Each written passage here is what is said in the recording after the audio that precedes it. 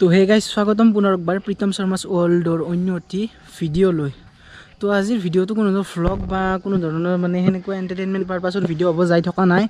আজি আমি কথা পাতিম কিছু কণ্ট্ৰভাৰ্চিৰ ওপৰত। তো দেখা পাইছি দিনটো একদমেই টাইম পোৱা নাই, কাৰণ ঘৰত অলপ কাম আছিল, কালি হ'ল পূজা। তো তাৰ কাৰণে বহুতখিনি ব্যস্ত হৈ গৈছিলোঁ। তো গধূলি এইখিনি টাইম উলিয়াই পেলাই ভিডিঅ'টো বনাবলৈ চেষ্টা কৰিছোঁ। আৰু দেখা পাইছি সূৰ্য অস্ত হোৱা অৱস্থাই মোটামুটি পোহৰৰ ইম্পেক্ট বা কেনে কি হৈছে ক'ব নোৱাৰোঁ, কাৰণ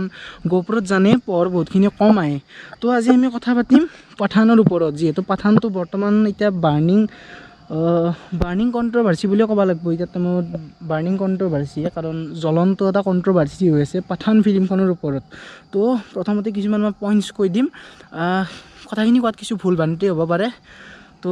কোনো যাতে ধৰি নাথাকে, কাৰণ ফিল্মখনৰ থ্ৰুদি না আপোনালোকৰ লাভ লোকচান আছে না মোৰ লাভ লোকচান আছে, প্ৰফিট আছে খালি য়াছৰাজ প্ৰডাকশ্যনৰ। তো কোনো যাতে গাত পাতি নলয় কথাখিনি, কিছু কথা কম আপোনালোকক, ধুনীয়াকৈ শুনক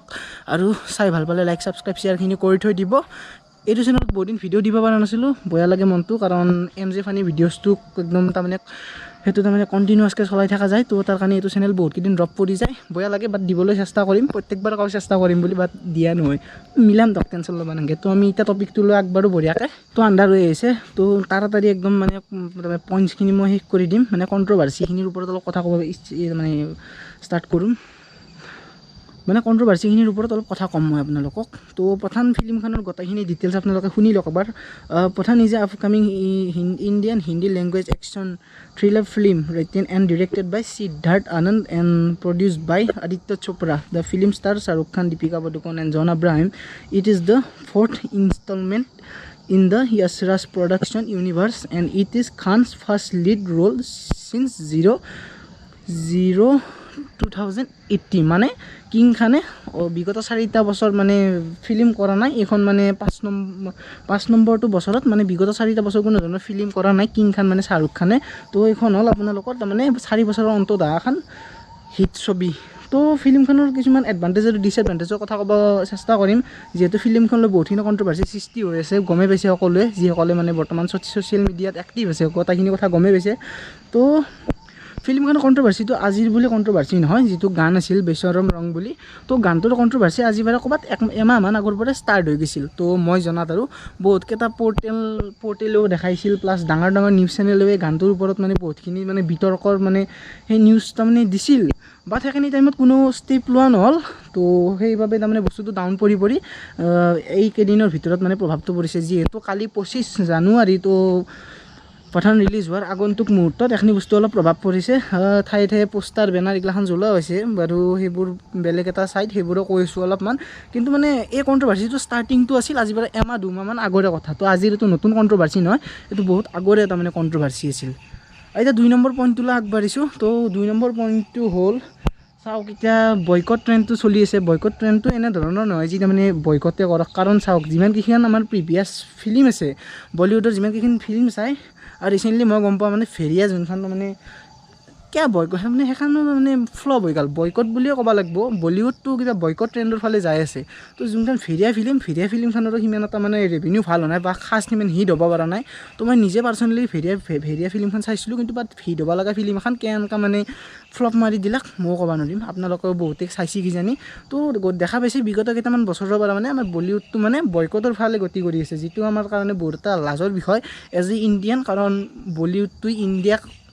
ৰিপ্ৰেজেণ্ট কৰি আছে। তো কথাটো বুজছি না, এজ এ মানে ইণ্ডিয়ান কথাটো অলপ মানে চিন্তনীয় বিষয়। তো প্লাছ ফিল্মখনৰ যোনটো গান আছিল, তো গানটো মোৰ বোধে একদম মতামত দিছোঁ, একদম মানে অনেষ্ট ৰিভিউ মানে মতামতটো। তো গানটো আজিৰ পৰা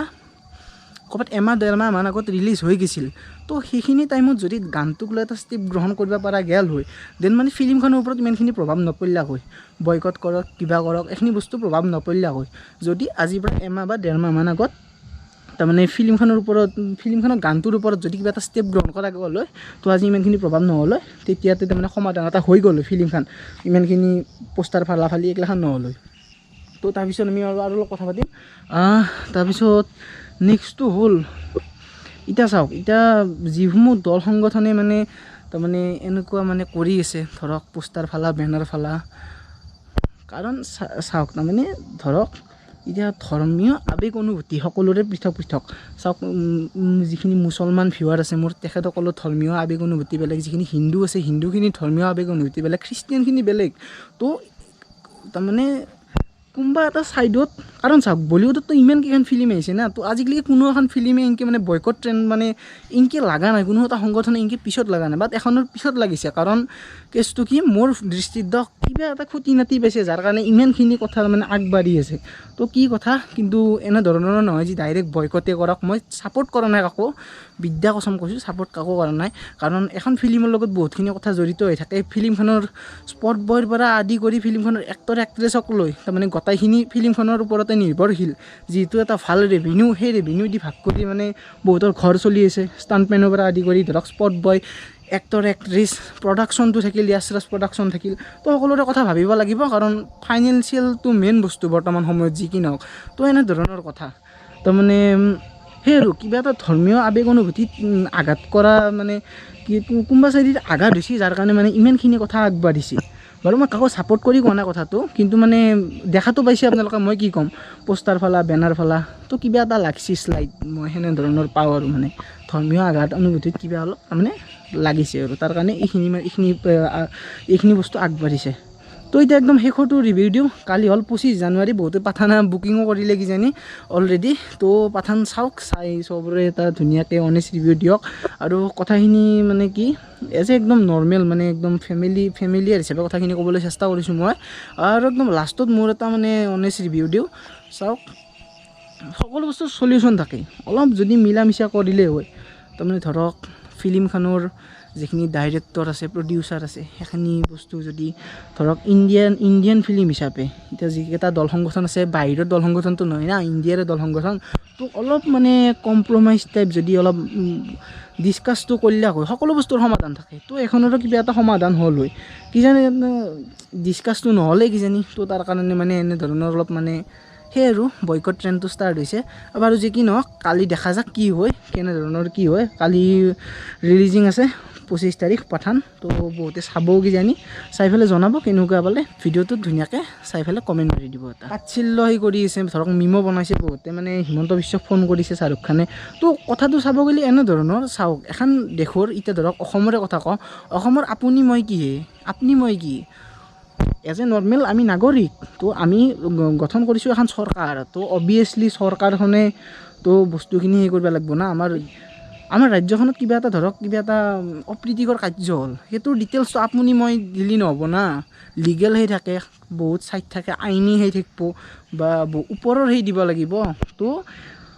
যিখন মানে পোষ্টাৰ বেনাৰ ফালা তাৰপিছত যেতিয়া শ্বাহৰুখ খানে ফোন কৰা বুলি এটা মানে হিমন্ত বিশ্বই নিজেই টুইট কৰিছে হিমন্ত বিশ্ব ডাঙৰীয়া ছাৰে তো সেইটো মোৰ বোধে মইতো সঁচা যেন পাওঁ কাৰণ চাওক আপোনাক মোক সুধিলে কি হ'ব তেখেত অসমৰ মুখ্যমন্ত্ৰী তো অভিয়াছলি তেখেতকে সুধিব লাগিব না যে অসমত কি হৈছে মানে কেনেহেন হৈছে জানে না ঘৰখনত ধৰক আপোনালোকৰ বহুতখিনি মানুহ আছে মা দেউতা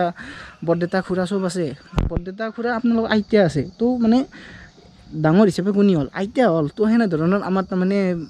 ৰাজ্যখনৰ তো হিমন্ত বিশ্ব শৰ্মা ছাৰ